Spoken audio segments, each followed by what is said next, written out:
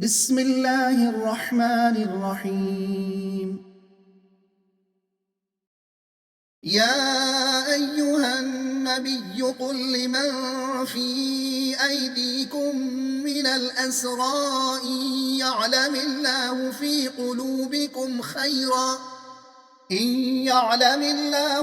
قلوبكم خيرا يؤتكم خيرا مما أخذ منكم ويغفر لكم، والله غفور رحيم. وإن يريدوا خيانتك فقد خانوا الله من قبل فأمكن منهم، والله عليم حكيم.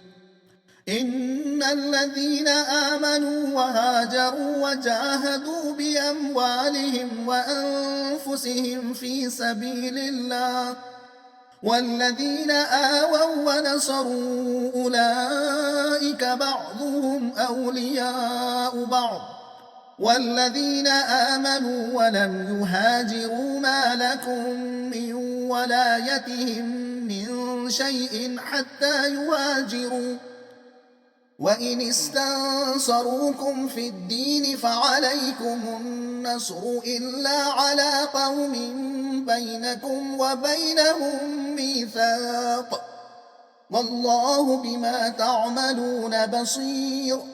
والذين كفروا بعضهم أولياء بعض، إلا تفعلوه تكن فتنة في الأرض وفساد كبير.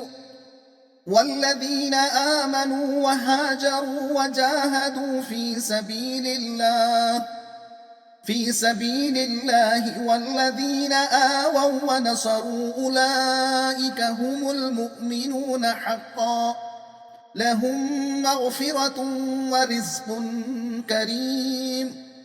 والذين آمنوا من بعد وهاجروا وجاهدوا معكم فأولئك منكم، وأولو الأرحام بعضهم أولى ببعض في كتاب الله، إن الله بكل شيء عليم. मज़मून बैनुल ममलिकती मुआहिदात की पाबंदी ज़रूरी।